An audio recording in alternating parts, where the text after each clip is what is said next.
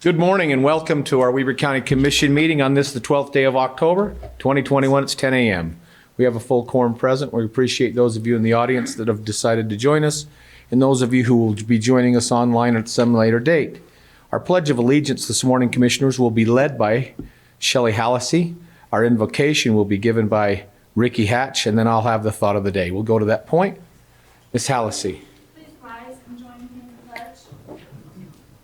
I pledge allegiance to the flag of the United States of America and to the republic for which it stands, one nation under God, indivisible, with liberty and justice for all.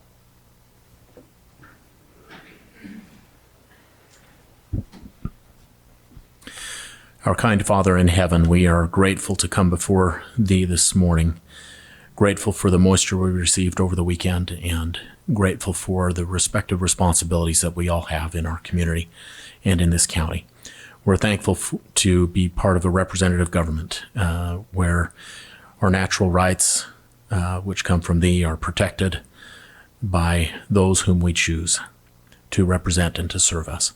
We pray that during this meeting today, we may be able to discuss the affairs of the county with clarity and make good decisions on behalf of all citizens and individuals in the county. We love Thee and we're thankful for all those who serve in their capacity as elected officials, but also so many others who serve through their jobs and through business and philanthropies and charitable organizations and churches. And we ask for these blessings in the name of Jesus Christ. Amen. Amen. Thank you, Mr. Hatch. Commissioners, this morning in preparation for thought of the day, had several things rolling around in my brain there, but I thought a couple things prepared, but I'm overwhelmed this past weekend. I wanted to be very Columbus Day gauged. Commissioner Froer, you're really good about having really good prepared about things about Columbus Day. And as hard as I tried, I thought, boy, I couldn't match that to him on any of those things. And so I don't think I'll try. I did try though. One of my own persons that I thought were inspiring was Winston Churchill. I loved a lot of his quotes. I've seen a lot of picture shows and read a little bit with regards to Mr. Churchill, and I thought I liked him as a leader. I liked his style. But one of the things a couple of quotes that he has, and they're a little strong, but they're his quotes, and I kind of like him. And one of them kind of helped me identify with you, Commissioner Jenkins. I think, yeah, that's exactly what I said. I thought, uh-oh. And then I wondered, Mr. Crockett, in advance, this is a Winston Churchill quote, but I'm just telling you that's what he said. And the first thing he said, though, is socialism. And by the way, before we go too much further, I want to welcome you, Gloria, for joining us. Commissioner Froer's wife is in the audience, and we always love having you here. One of the things he said was socialism is a philosophy of failure, the creed of ignorance, the gospel of envy. Its inherent virtue is the equal sharing of misery. And I thought that was quite insightful as it relates to some other quotes that are things that I read this weekend as it relates to some things that I'd read from the 1930s and that were said with regards to it was a general conference over the pulpit with regards to socialism and the thoughts and sentiments following the Great Depression with regards to that. But then he said this, and this is what I thought was put a little curl on the end of my smile, but he said, if you're not a liberal at 20, you have no heart. If you're not a conservative at 40, you have no brain. I don't know why I thought of you about that. I just thought it was kind of funny. No brain. No brain. But I thought that was very insightful, and I want you to know that I really love being able to work for what I get. I'm glad that I've got the health and whether that's mental health or physical health or even spiritual maturity, hopefully, to realize what I enjoy, and for many of you that I work right alongside with it, I count it as a privilege and a blessing in my life. My life has been enriched because of our relationships with many of you, and so we appreciate that. That's my thoughts for the day, Commissioner. Yours, Commissioners. Great job. Before we move on, we're going to interject something into our agenda, Commissioners, before we go too much further. Item E is our consent items, but I have two items I'd like to first hear. Commissioner Frohr, we have a new Economic Development Director that started today. She just walked in. If you wouldn't mind introducing her, and then Ricky Hatch, I'm going to turn the time over to you for a Stall of Fame recipient. Thank you, Mr. Chair. So we do have a new Economic Development Director. We're very pleased to have Stephanie Russell. She'd stand up. Stephanie, come on up here. We might as well put you on the spot first day on the job. So Stephanie comes to us with a number of years' experience, mostly in Georgia, Atlanta. Has done some amazing things down there. Can you just give us a brief background, little history? And again, we're excited to have her. She'll be working hand in glove with Mr. Chris Roybal and Alex out at Northern Utah, as well as EDC Utah. So she's, I hope she understands she hasn't bit off more than she can chew, but we know that she'll do a great job of making sure that we get to that next step in our economic development process. So Stephanie, do you just want to take a second and give us a little background? My name is Stephanie Russell. I am a Idaho native. I grew up in California, but have been in Atlanta area the last 19 years of my life, and worked for Georgia Municipal Association. So it's the State League of Cities. I've served in many cities as an economic development director, but working on the state level the last 3 years. Doing consultation with Georgia cities and counties in economic development. And I'm really excited to be here at WEBER. I practice a little bit of a different form of economic development. It's more of a bottom-up approach, and it really takes into consideration communities' history, culture, and some of the wonderful elements that create community. And I'm excited to be bringing that skill set here to Weber County. I feel like Weber County has just some tremendous potential and will be a wonderful place to live as well as work. So, I'm just glad to be here. Well, thank you. Welcome. And looking forward to working with you, with fellow commissioners here and that other group I mentioned in this upcoming year. All right. Thank you. Great. Thank you very much. Mr. Hatch?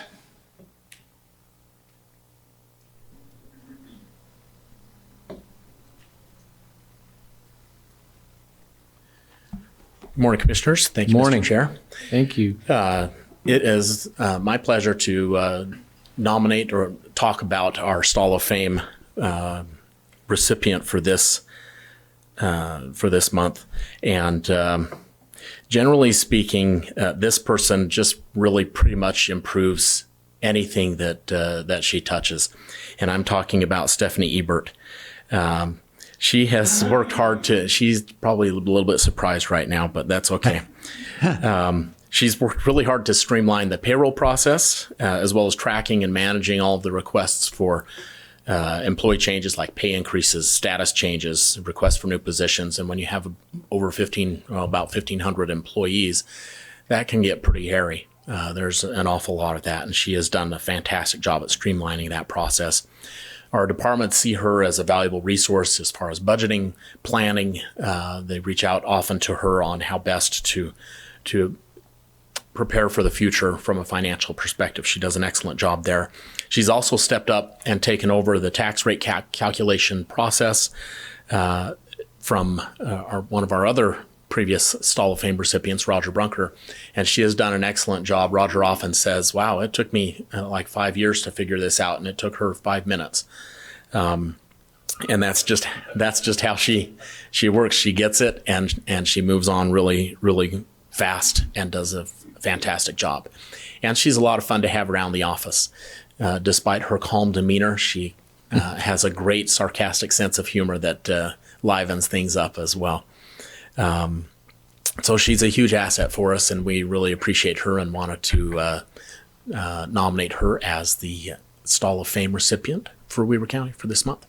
Let's give her a round of applause.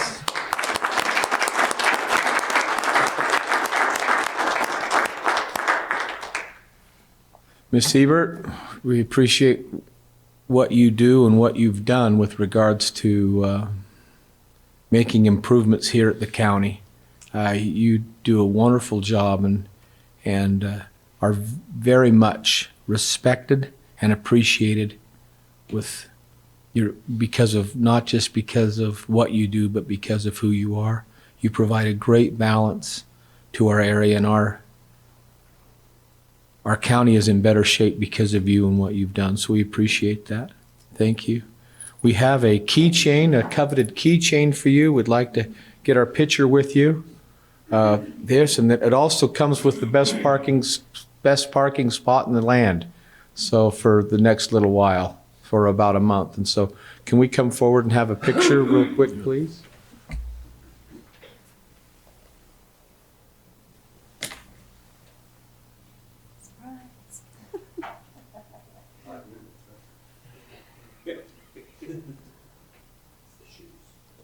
Congratulations.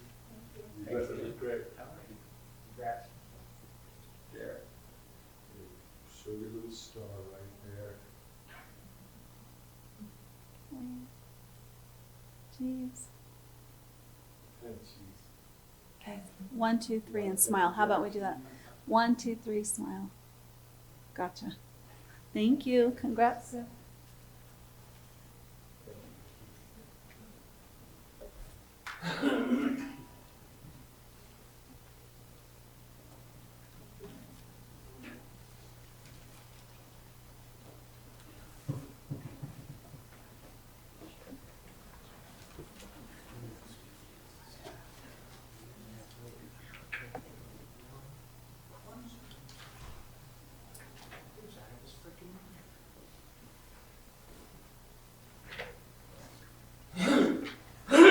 Commissioners, we're going to move on to item E Echo on our agenda.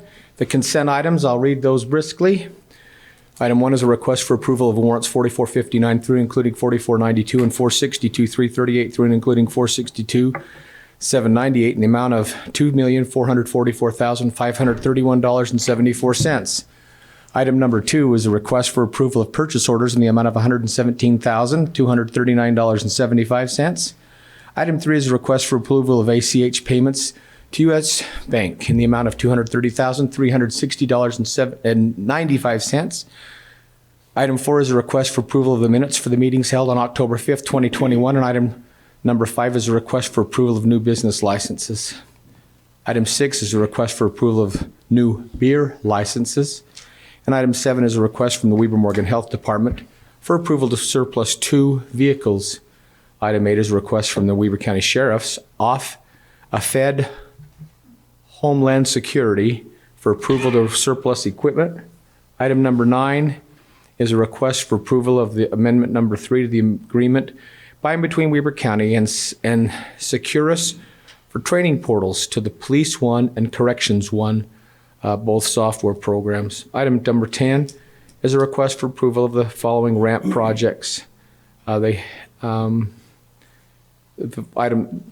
number 1 is for Ogden City, the Monroe Park field enhancements. The next one is Ogden City for Bonneville Park Playground. Item number 3 is Ogden City Surge B. Simmons Ball Field. And the next item is Give Me a Chance through the Dignity Through Arts program. Commissioners, many of those are found in your packet or online. Any questions for any of you on those? Commissioner Jenkins? The question I have is, are you going to vote for that Surge B. Simmons? Boy, I have a hard time with. When I first saw that, I took a big gulp on that. I've wondered if you didn't, because I know you don't want to improve that field. You want it to be given to the county. I think having that Surge B. Simmons because the Fort Buenaventura is doing so well, there would be a nice enhancement to have that property with our. Right. But, Ogden City put in for it. You know, not everything they do at the state is perfect, and not everything, I'll just leave it at that. Okay. So Tim, that was the rest of the story that we didn't say, but I think most people got just in. I just had to hassle you Yeah, about that. appreciate the hassle. I figured you were gulping. Yeah. Let me just wash that down. Anyway, okay. Any other questions? I'd make a motion. Please, I'll entertain a motion. All right, I'd make a motion to approve consent items E 1 through 10. Have a motion I'll second that motion. and a second. I'll place that motion for vote for all the consent items, E1 through and including 10. All in favor? Aye. Aye. Aye, motion carries. Thank you.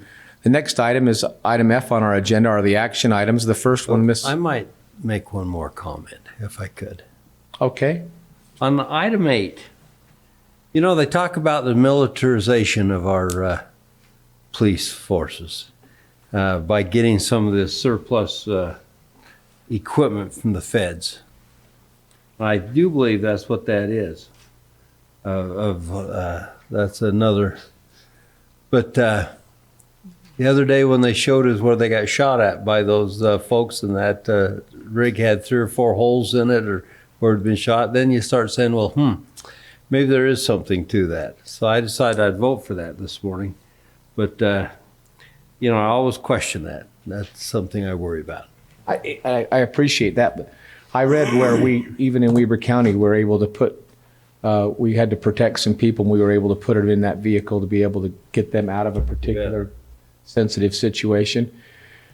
You know, in the past, I don't know that we've needed anything but even horseback to take somebody out of a dangerous situation. Later, it got into cars or other things, but now it's just increased. And for any of you, I'd invite you to, the sheriff has this big vehicle right now. This is just kind of a mini of that same vehicle, but they have a big vehicle, and I invite you, if you ever see that at a static display somewhere, to go up and take a look at it, because they have purposely left the bullet impressions in the side of the vehicle, the little dents, and there's a couple in the glass where people have actually shot at the vehicle.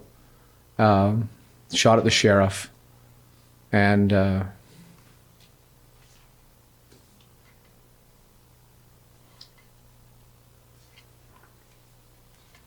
I just don't understand that. I don't understand how a person gets to that, but I'm glad to support it. So I have a motion and a second. I'll place that motion for vote. All in favor? Aye. Aye. Aye, motion carries. Thank you. Item number F, action items, is a request to Shelley Hallisey. It's a request for approval of a resolution of the County Commissioners of Weber County appointing members to the Weber County Recreation, Arts, Museum, and Parks, or the RAMP Committee. Ms. Hallisey does an incredible job working as support for the RAMP and has done for nearly a decade now. We appreciate your work. I think it's well more than a decade. Sorry, okay. My figures aren't too good, but go ahead. Thank you, Shelley. Go ahead. Thank you, Commissioners. First of all, I'd like to again say thank you to our past chair, Jeremy Dunn, and our past chair of Arts and Museums, Steve Crane. Today, we are asking for approval to appoint Carla Woodward as our new chair of the advisory board. We'd like to approve Lacey Richards as the chair of the Arts and Museums Committee and Colby Bockwalt as the chair of the Recreation and Parks Committee. We would like to ask for approval to move Jolene Zito to be not only on the Arts and Museums Committee, but also on the advisory board. Move Kenna Brown from not only representing the Recreation and Parks Committee, but also the advisory board. And then we would like to add Sunny Wilkinson to our Arts and Museums Committee and Sarah Uri to our Recreation and Parks Committee. I'm happy to answer any questions. Commissioners, questions for Ms. Hallisey? So Sunny Wilkinson, do we know her? Not at all. It ought to be mentioned that there's her husband works for the county, Okay. so I don't see a conflict there. in Former any member way. of the Ogden School Board. Right. Right. I think she'll be a Qualifications. great addition. Carla used to work for the Standard Examiner years ago. An associate of Tim Vandernax? I don't know that she may have been there before Tim. Yeah. She was there, though. I remember she used to plan a lot of the home and garden shows and things like, she did a lot of the other event things years ago. You know, this is a tough job. These folks that work on this, they give out millions of dollars, and they get paid, let me see, how much was that? Zero? Yeah. I think we give them a little bit of a lunch Yeah. for a couple of days, and that's it. And Right. those days are 8-hour days. I mean, And- they literally have to take off from work to come in and spend time doing this, and they have to go out in the field and view projects. And this is a hard job for what they do. Right. And they take it very seriously. They realize this is tax dollars and they take it very, very seriously. I'm way impressed. And as you've seen this morning, we are the legislative approval board for RAMP, but we really don't get involved too much, thus Commissioner Jenkins' comment, too much with the decisions. It's an independent board, so it's very well done. Very well done. And it's literally pumped, well, after all these years, we're well over 50 million. Do you know Yeah. how much we put I in don't it? know the exact, we have a training on the 25th of October and I'll know that number by then. But the RAMP board requests that there's matching dollars for every application. So when you add all of the matching dollars with what RAMP is giving, it's an exorbitant amount. Well over $100 million because of the RAMP tax has been invested back into Weber County parks, museums, arts, and recreation. So it's been wonderful. Great program set up by former commissioners, and it's been a great thing. It really has. And the pioneering effect by Candidace Seshashari. That's what I was going to say. Yep. My hero. What a wonderful man. Great Well, instructor. and as you drive around and look at all the parks and the how they're set up and different things that are happening in them, and you look at the tree house and the different museums we have. Everything. I mean, everything. The what's the one up the canyon by by the old Rainbow Gardens? The Dinosaur Park? Dinosaur Park. Yeah. I mean, we give money to them all regularly, and they put new displays up with them. It's just amazing what It really has is. done. And they're so appreciative. All of these little nonprofits and big nonprofits are so appreciative. On Stage Ogden, that's a big one. The Treehouse Museum. They're really great. Yeah, and great people who are generous with their time. Yes. It's wonderful. Well, In Commissioner. fact, the amount of volunteer that goes with this. Oh, I mean, we talk about the board's volunteer time, but all the people who get the grants, so many of them are volunteer organizations as well, nonprofits. It just spurs an enormous amount of free time and effort. tens of thousands of hours. We're lucky. Easily. Well, Commissioners, I'm going to place this motion for a motion. I would like to have someone give me a motion on the item number 1, Mr. Chair, would you like a motion please. on this resolution? Yeah. Then let me move to approve Resolution 42, 2021, which is as presented by Ms. Hallisey, appointing those board members that are on that resolution. I would like to say, as part of that motion, we appreciate the work of Jeremy Dunn. He's been a great chair, and he's taken that position very seriously, along with all the other people on that committee. And I agree with Commissioner Harvey and Commissioner Jenkins. If you look at the leverage effect that we've had with these funds through the nonprofits, we mentioned a lot. We have trails in Ogden Valley. We have trails down here, the parks. I tell you, this has a major impact on our community. And we need to mention that this tax was actually approved by the people. So it did go to vote, and they approved this tax. So anyway, that's my motion, Mr. Chair. Great. Thank you, Commissioner. I will second that motion, and I agree with Commissioner Farrar. I want to thank Jeremy for being a very good chair, and for any who've retired off of this, we appreciate their time and efforts, and all those who continue to serve. Thank you. I have a motion and a second, Mr. Brandt. Okay, roll call vote for Resolution 42-2021. Commissioner Farrar, Aye. Commissioner Jenkins, Aye. Chairman Harvey. Aye. Thank you very much. Thank you, Thank you, Ms. Commissioner. Hallisey. Mr. Crockett, the next couple of items are you. The first of the two is item number 2 on our agenda, which is a request for approval of a Weber County policy regarding public infrastructure districts. Go ahead. I'll put on my take me seriously glasses. Okay? Boy, you look serious. Okay, go ahead. I need them to read. Commissioners, municipal services are provided by cities, counties, but they're also provided by local districts and special service districts. And we have many of these throughout Weber County. And the state legislature a couple of years ago actually just introduced a new type of district, and that is called a public infrastructure district. And those were designed to help aid in the development of large-scale projects, to fund primarily infrastructure that would be transferred to another separate entity, a local district or a special service district. So their sole purpose in existing is to fund that infrastructure.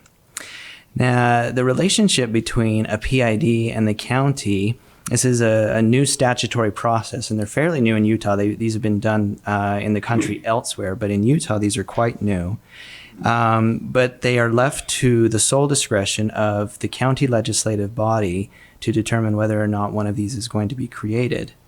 So when this statute came out, we were wondering, well, how do we deal with this? How do we evaluate these various projects that are going to be coming our way?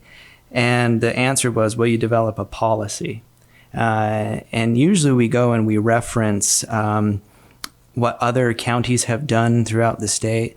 This one we had a few examples, but not too many to go off of. And so we spent quite a long time, probably a couple of months, thoroughly developing a policy. We received to guide us in whether or not to approve a request to create a public infrastructure district.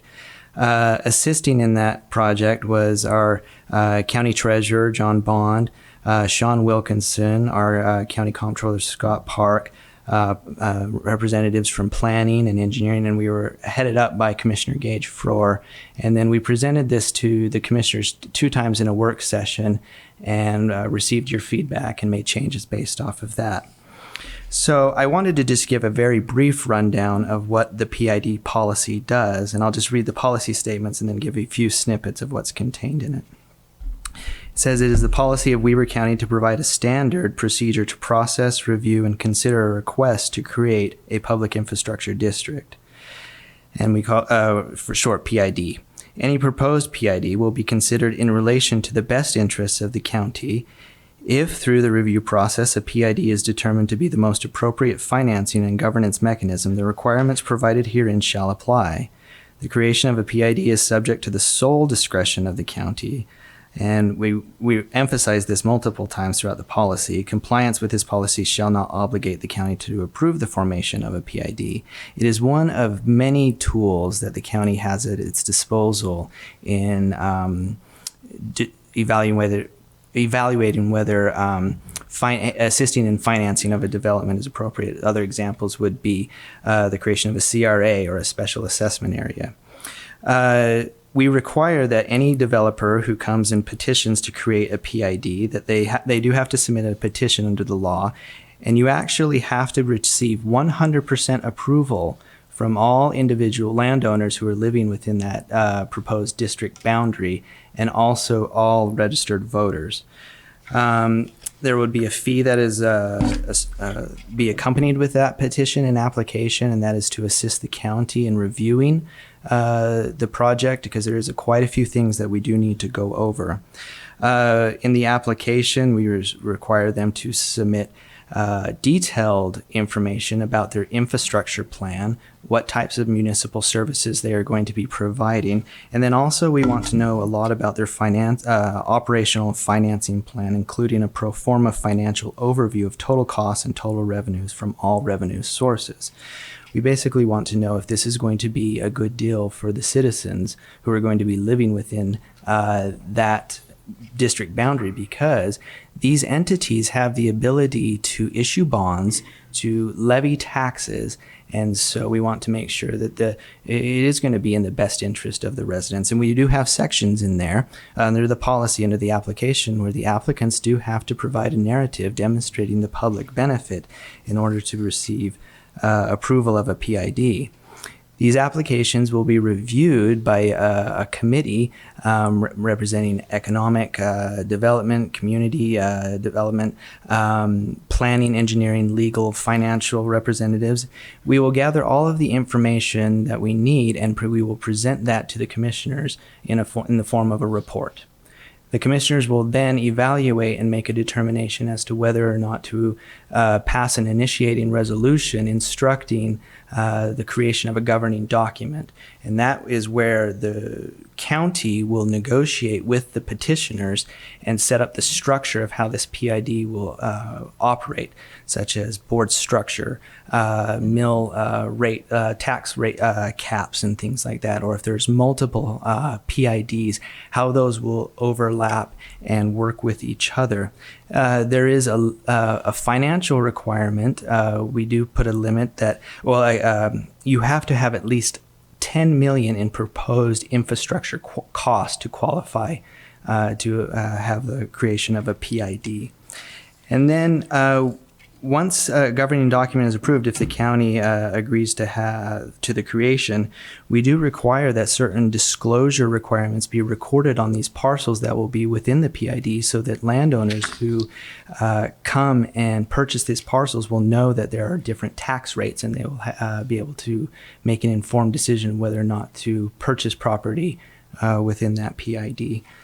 And that is a brief overview of that policy, but I'm really pleased with the product that we have put before you, and I so appreciate all of the input from the commissioners and all of the various county departments in creating what is a very well-rounded, robust policy. Thank you, Mr. Crockett. Commissioners, each of you have spent quite a bit of time on this. Do you have either of you have any comments pertaining to this? Yeah, I would like to make a comment, Please. Mr. Chair. So Mr. Crockett gives credit to people on that committee. I also served on that, but Chris took the lead on researching out across the state. And as he mentioned, we didn't have a lot of background information to develop this policy. So a lot of that was discussed, thrown about in that committee. I'm very pleased with the end product that Mr. Crockett has brought forth to us today. I think it protects the public. It also gives the benefit, the opportunity, I should say, to a developer to use the PID in infrastructure, public infrastructure that will help develop projects in this county. And again, with that limit of $10 million, that doesn't mean every project that we see will qualify, which is a good thing. I'm most pleased with the disclosure requirement.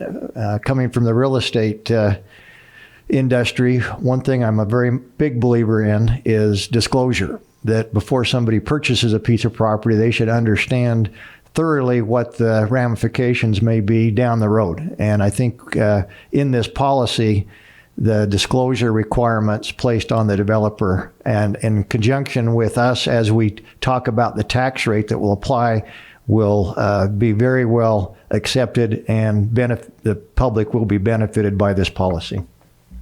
Very good. Thank you. Commissioner Jenkins, any comment? The comments I have are the limits. I like the fact that we set $10 million in there, so small projects have to carry their own weight. This is only for large projects. Secondly, didn't we put a limit on there on how much we would, wasn't there 5%? Leverage.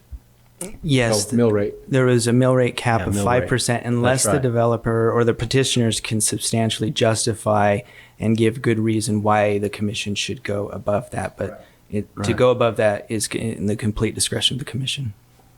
So I'm very pleased with this. I'm pleased with the way it's ended up, and I appreciate Commissioner Florida's efforts here.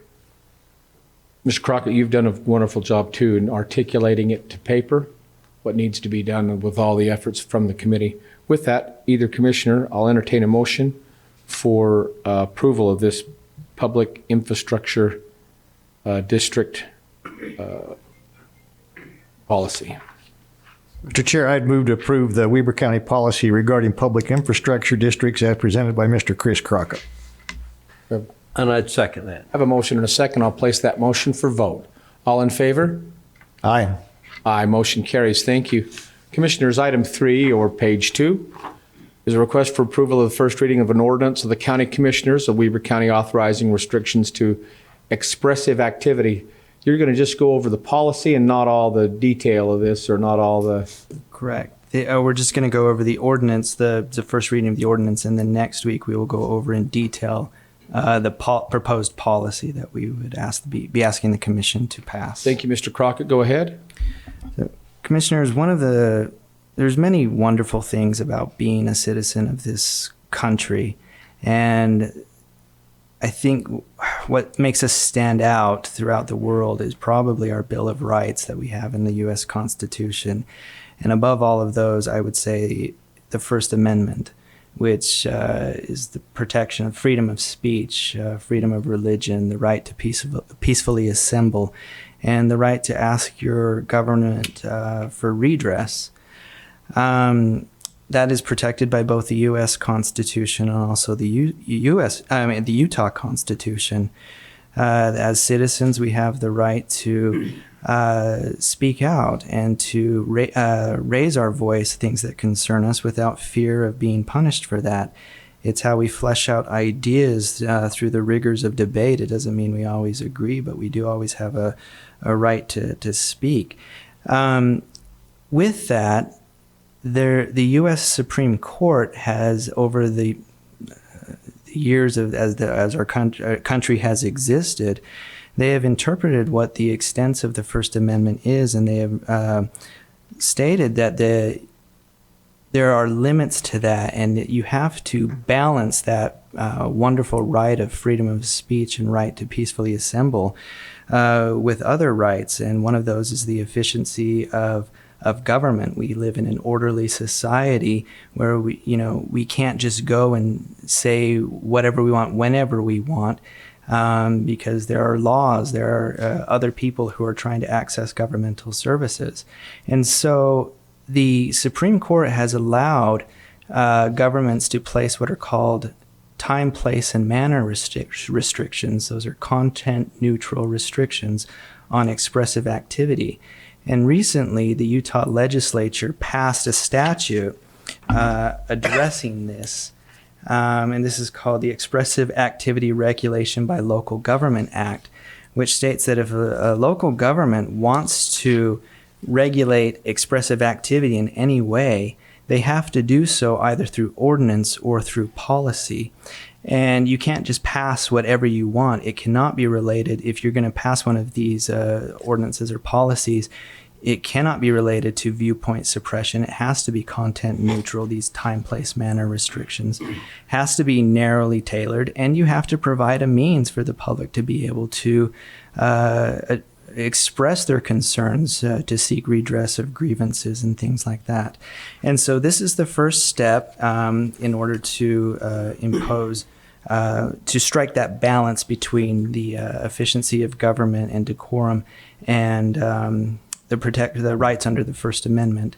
And so before you is an ordinance that authorizes the county to pass a policy that would outline in detail what those expressive activity restrictions would be, those time, place, manner restrictions. So this week we were just asking for a first reading, and then next week, if there are no concerns or if you allow it to go forward, when we do the second reading, we will actually present the policy in detail to you.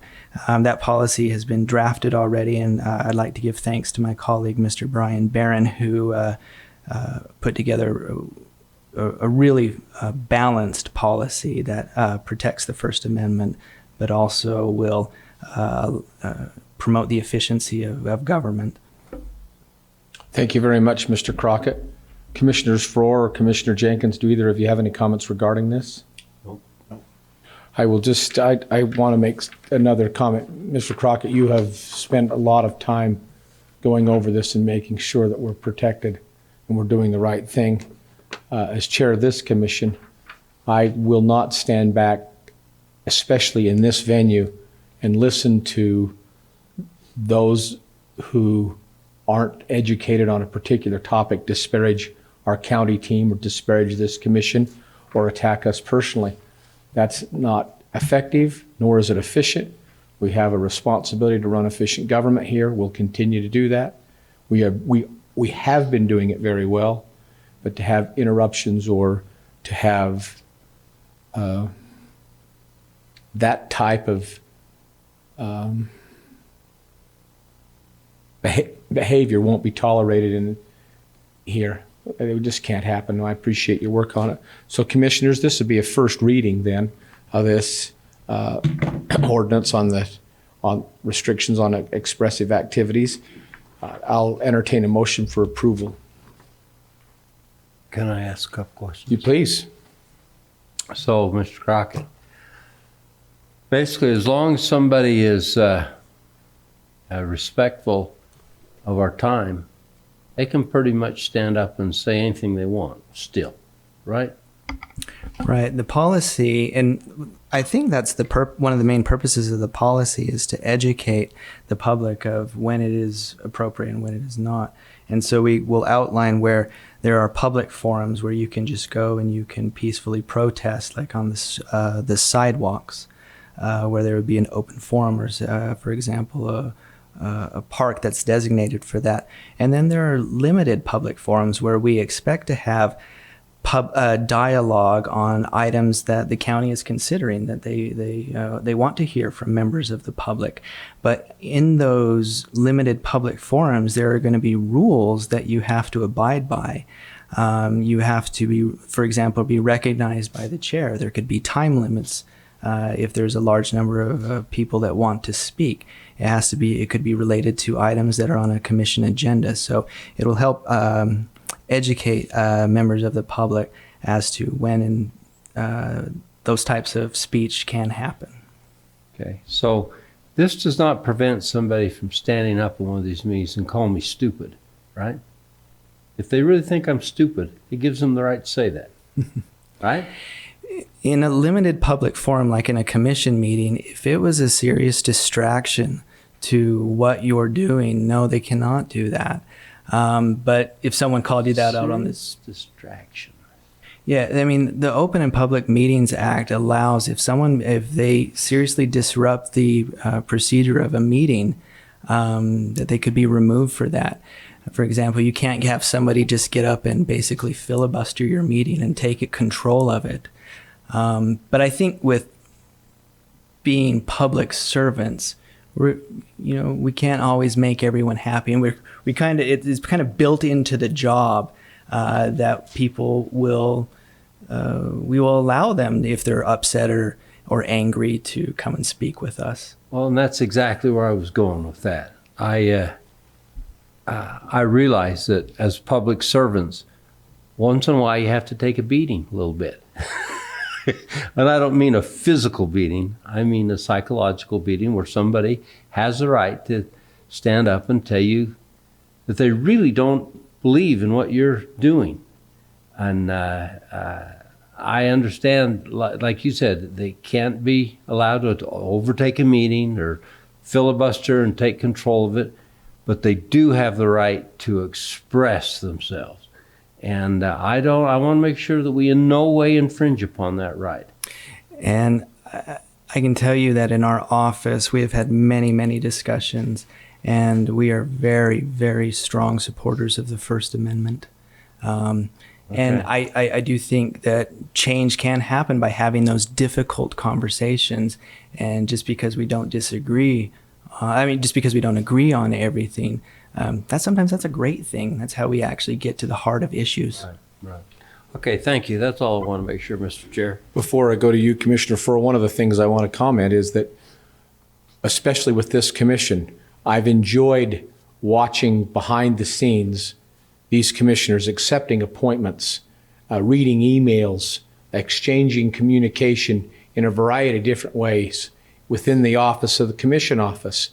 But a lot of times people who fail with their attempt to get they want their voice to be heard in the social media and everything, where they haven't gotten the traction that they felt like they were due. And so they want to use the county's social media, the county's outreach to be able to have their thing heard, where they could do it they just basically want to be on TV instead of want to really get to the point of the matter of what they're concerned with, or if they needed to call someone out on something. We're always available. We have been available. We've shown that by what we've done over the last 3 years. So we don't turn down appointments. We usually meet with everyone. In some cases, we're a number of different times on different topics. This is an opportunity in this meeting to be effective and efficient, not to allow special interest groups the chance to forward their thoughts to the public using our social media, which has been the case. Mr. Furr, any comments? Yes, just a couple, if I might, Mr. Chair. So obviously, this commission is in full support of First Amendment freedom of speech rights. I think we prove that every day with the emails we return, the phone calls that we get on a daily basis. At the same time, we understand that there is a venue for people that want to publicly express certain displeasures or pleasures, and that would be a public venue on the streets, on the sidewalks, in a park, wherever they can peacefully assemble. But there's a difference between that and what we do here when we conduct the people's business in the county commission meeting. And we set the agenda, and we expect, and the people expect us to live up to that agenda. And the statute, I think, is provided by state law. It also requires that any items to be discussed are agended up so that the public knows. And I think this is just a method of saying, look, come prepared to speak to the agenda items, but this is not an environment to come in and do what you might want to protest out on the sidewalk. I think the public expects more from us as elected officials, and by no means are we cutting off the citizens' right to protest or to give their viewpoints, but this may not be the venue for some of those protests. Absolutely, and I would echo the comments that behind the scenes, when the public calls and they have questions, there are a lot of departments talking, and there's a lot of outreach to try to help answer questions. I had a call this morning about indigent cremation. I'm happy to reach out and address those concerns. So there's a lot of that going on. Thank you very much, Commissioners. Hopefully this discussion today has been worthwhile. We feel it's a good way for us to continue working efficiently in the county, and appreciate the efforts that have been made towards this. With that, I'll entertain a motion. So, Mr. Chair, would we move on this since it's just a first reading? Just a first meeting, Mr. Crockett. Correct. Just a first reading. The next week, if there are no changes or if you want it on the agenda, we'll do the second, and then we'll review the policy in detail. So do you want an approval, Mr. Crockett, for the first reading? Just the first reading, please. Okay, I'll so move. Okay, we have a motion Second. and a second by Commissioner Frohr. Thank you. I'll place that motion for vote. All in favor? Aye. Aye. Aye. Motion carries. Thank you very much. Item number 4 is a request for approval of a contract by between Weber County and Carolyn Perkins for indigent defense. The great Brian Barron, go ahead. Morning, Commissioners. Good morning. As you know, we have several public defenders who have given notice that they're leaving. One of those is Ammon Nelson. So we advertised his position, went through the procurement process, and the committee interviewed candidates and recommended Carolyn Perkins. She's got a lot of experience in the area of parental defense and is local in the area. And so I think she'll be a great fit. I think she's a great candidate. Commissioners, any questions for Mr. Barron regarding this indigent defense person? With not, then I'll entertain a motion for approval, please. So moved. Have a motion? Second. And a second. Place that motion for vote. All in favor? Aye. Aye. Motion carries. Thank you. Item number G, like Gage, is Commissioner comments. Well, it was great to see a little snow in Ogden Valley this morning, gentlemen. So we have a little more to go before we're going to fill that reservoir that we call Pine View, but it's a great start, mid-October. to see some of that moisture come down. Let's just hope it continues. Yes, absolutely. And we appreciate those people who are coming by busloads from California to come and shovel it if they want water down there. They can't ask for water if they're not going to help take care of it at the source. So at least that's my thought. I've not seen busloads ever before. They sure want the water, but they're not willing to work for it. You can put that down, Mr. Tim, if you'd like to. Please publish it in the Times down there too. Okay, great. If not, I'll motion to adjourn on item H. So moved. Second. All in favor? Aye. Aye, we're adjourned. Thanks.